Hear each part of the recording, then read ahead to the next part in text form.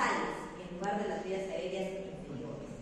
El estímulo desencadenante del reflejo estornudo es la irritación de las vías aéreas nasales. Los impulsos eferentes pasan a través del quinto par craneal hacia el bulbo, ustedes dominan anatomía, donde se desencadena el reflejo. Se produce una serie de reacciones similares al reflejo de oxígeno, pero la úvula desciende, de modo que grandes cantidades de aire pasan rápidamente a través de la nariz, contribuyendo de esta manera a limpiar las vías aéreas nasales de sustancias extrañas. Claro, cuando estornudamos, botamos moco, ¿verdad? Claro, o a veces también puede ser tierra, mucho polvo, sale. Veces. Muy bien, funciones respiratorias normales de la nariz. Cuando el aire pasa a través de la nariz, las cavidades nasales realizan tres funciones respiratorias normales. El aire es calentado, por la extensa superficie de los cornetes y del tabique, en un área aproximada de 160 centímetros cuadrados. El aire es, aparte de calentado, humidificado, casi completamente, incluso antes de que haya pasado más aire en la nariz. Y, por último, es filtrado parcialmente. Estas funciones en conjunto son denominadas las funciones de acondicionamiento del aire de las vías respiratorias superiores. Actualmente, la temperatura del aire inspirado aumenta hasta menos 0,5 grados respecto a la temperatura corporal y hasta un 2 a 3% respecto a la saturación completa con vapor de agua antes de llegar a la playa. Cuando una persona respira aire a través de un tubo directamente hacia la tráquea, el efecto de enfriamiento y especialmente el efecto de secado de las partes inferiores del pulmón puede producir formación de costras e infecciones graves de los pulmones. La nariz tiene una función de filtro. Los pelos de la entrada de la narina son importantes para filtrar las partículas grandes. Sin embargo, es mucho más importante la eliminación de las partículas por precipitación turbulenta, es decir, que el aire que atraviesa las vías aéreas nasales choca contra muchos obstáculos, los cornetes y el tabique y la pared faríngea. Cada vez que el aire va a chocar contra una de estas obstrucciones, debe cambiar su dirección de movimiento. Al tener una masa y un momento mucho mayor que el aire, las partículas que están suspendidas en el aire no pueden cambiar la dirección tan rápidamente como el aire. Por tanto, sigue hacia adelante, chocando contra más superficies y quedan atrapadas en la cubierta de la mucosa. Son transportadas por los cilios hacia la faringe para ser deglutidas. Una función, como en un momento, de temperatura, de filtración. Y ahora nos vamos a la vocalización. El habla implica no solo el aparato respiratorio, sino también los centros específicos del control nervioso, que están en la corteza cerebral, los centros de control respiratorio del encéfalo y la estructura de articulación y resonancia de la cavidad oral y nasal. En esta, el habla está formada por dos funciones mecánicas: la fonación, que la realiza la laringe, y la articulación que le realiza en las estructuras de la boca. La fonación, que es a través de la laringe, está adaptada especialmente para actuar como vibrador. Los elementos vibradores son los pliegues vocales que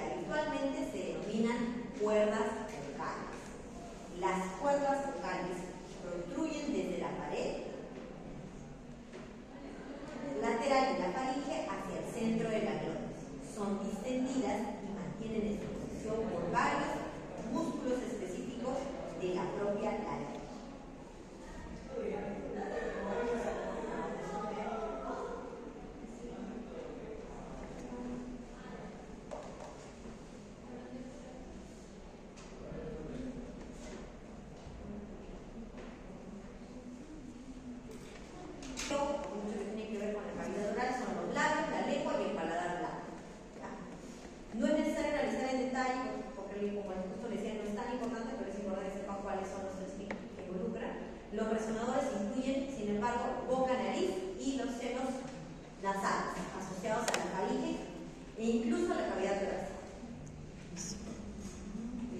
Vamos acá. Ya, edema pulmonar, esto sí. El edema pulmonar se produce de la misma forma que se produce el edema en cualquier otra localización. Cualquier factor que vaya a aumentar la filtración del líquido, porque ¿qué es edema? La retención del líquido es edema, ¿no? Cualquier factor que aumente esa filtración del líquido fuera de los capilares pulmonares o que impida la función linfática pulmonar y provoque un aumento de la presión del líquido intersticial pulmonar desde el intervalo negativo hasta el intervalo positivo, dará lugar al llenado rápido de los espacios intersticiales pulmonares y de los alvéolos con grandes cantidades de líquido libre. Y este líquido libre lo va a producir. Las causas más frecuentes del edema pulmonar son insuficiencia cardíaca izquierda o valvulopatía mitral, con los consiguientes grandes aumentos de la presión venosa pulmonar y de la presión capilar pulmonar, y el encharcamiento de los espacios intersticiales y de los alvéolos. Y la otra causa más frecuente del edema pulmonar es la lesión de las membranas de los capilares sanguíneos pulmonares, producida por infecciones como la neumonía o por la inhalación de sustancias tóxicas como el gas cloro y el gas de dióxido de azufre. Cada uno de estos mecanismos da lugar a una fuga rápida tanto de proteínas plasmáticas como de líquido, desde los capilares hacia el espacio intersticial pulmonar y los alvéolos. Causas más frecuentes de edema pulmonar, volvemos a repetir, ¿qué dice? Insuficiencia cardíaca izquierda o valvulopatía mitral y la lesión de las membranas de los capilares sanguíneos pulmonares. ¿Por qué se produce el edema pulmonar? Por el aumento de la presión del líquido intersticial pulmonar.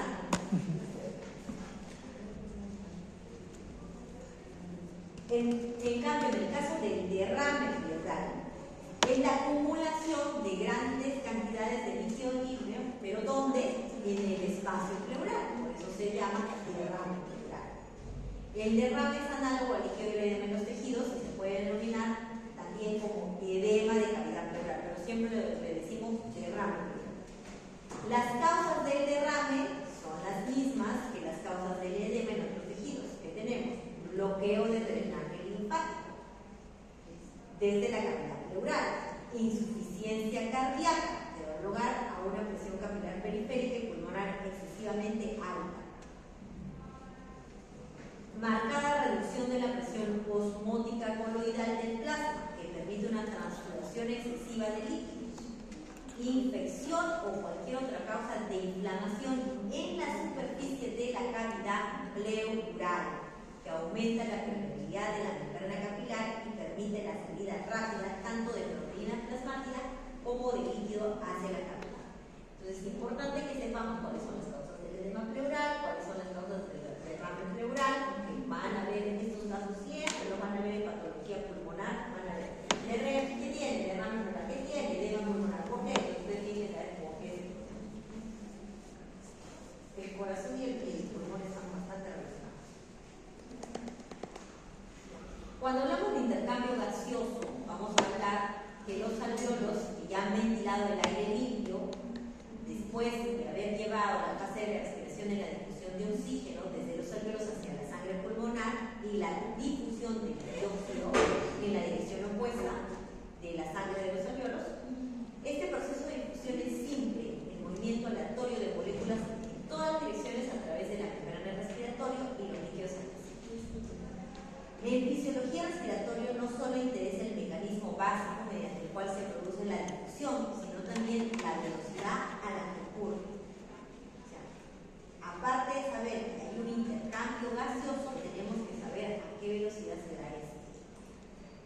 La presión está producida por múltiples impactos de partículas en movimientos contra una superficie.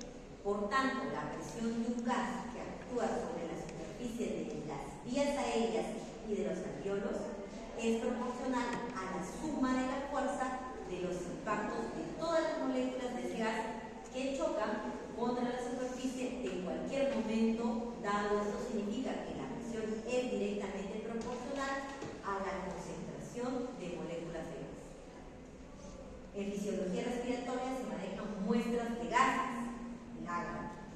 mezclas de gas, principalmente oxígeno, nitrógeno y dióxido de carbono.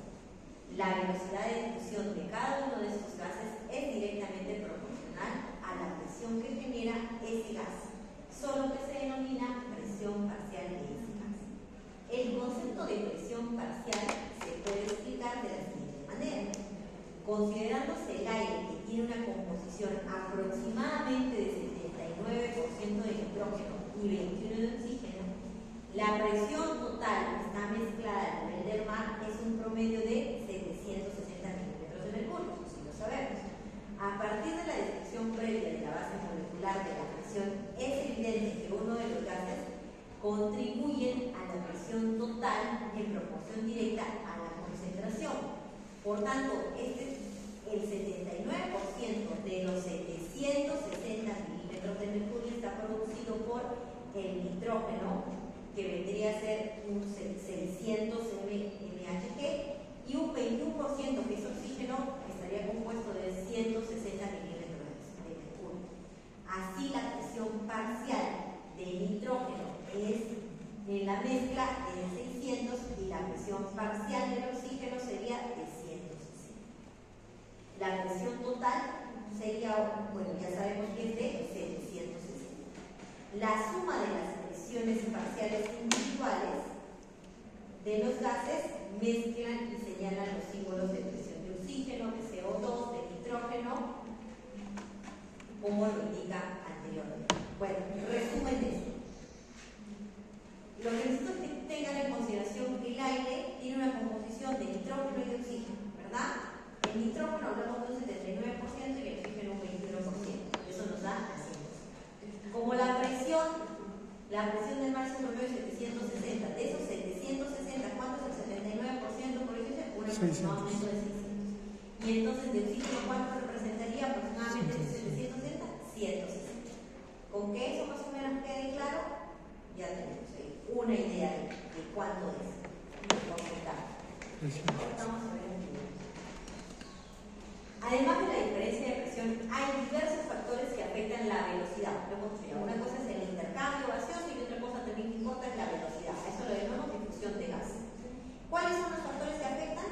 La solubilidad del gas en el líquido, el área transversal del líquido, la distancia a través de la cual debe fluir el gas, el peso molecular del gas y la temperatura del líquido. En el cuerpo, la temperatura permanece razonablemente constante, que habitualmente no es necesario considerar. Cuando mayor sea la solubilidad del gas, mayor es el número de moléculas disponibles para difundir para cualquier diferencia la presión parcial dada. Cuando mayor sea el área transversal del trayecto de difusión, mayor será el número total de moléculas difundidas. Por el contrario, cuanto mayor sea la distancia que debe atravesar las moléculas, más tardarán las moléculas en difundir todas las sustancias. La unidad respiratoria, que está formada por un bronquiolo respiratorio, los conductos alveolares, los atrios y los alveolos, tenemos en el cuerpo aproximadamente unos 300 millones de alveolos en los dos pulmones. Cada alveolo tiene un diámetro medio aproximadamente de 0.2 milímetros. Las paredes alveolares son muy delgadas y entre los alveolos hay una red casi sólida de capilares interconectados. Estos capilares son, por eso es que a este nivel se da el intercambio gaseoso, ¿no? De hecho, debido a este extenso plexo capilar, se ha descrito que el flujo de sangre en la pared alveolar es una lámina, o sea, es constante, que fluye. Así es evidente que los gases alveolares están muy próximos a la sangre de los capilares pulmonares. Además, el intercambio gaseoso entre el aire alveolar y la sangre pulmonar se produce a través de las membranas de todas las porciones terminales de los pulmones, no solo los alveolos. Todas estas membranas se conocen de manera colectiva como la membrana respiratoria, también denominada membrana pulmonar.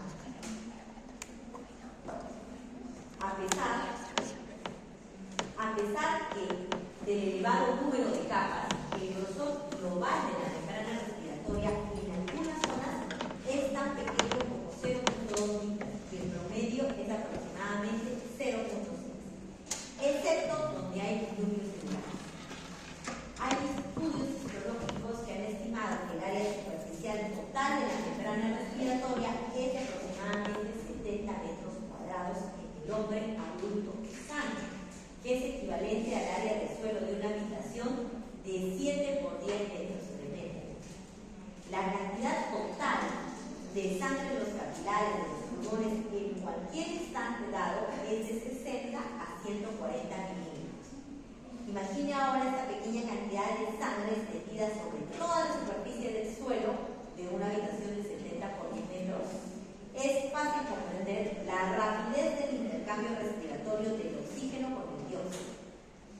El diámetro medio de los capilares pulmonares es solo aproximadamente 5 micras, lo que significa que los eritrocitos se deben comprimir a través de ellos.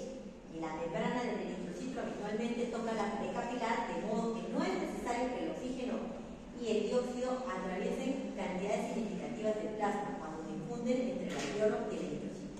Esto también aumenta la rapidez de la difusión. Creo que tengo acá un videito de lo que es presión.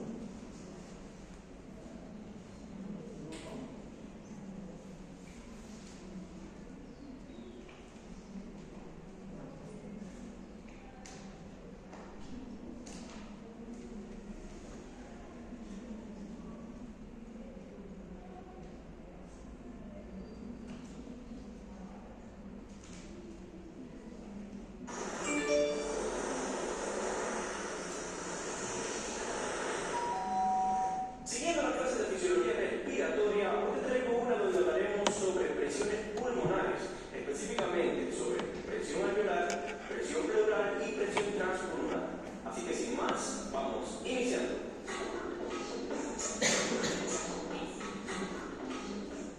Para explicar todo esto te traigo dos gráficas que considero importantísimas para conocer el tema.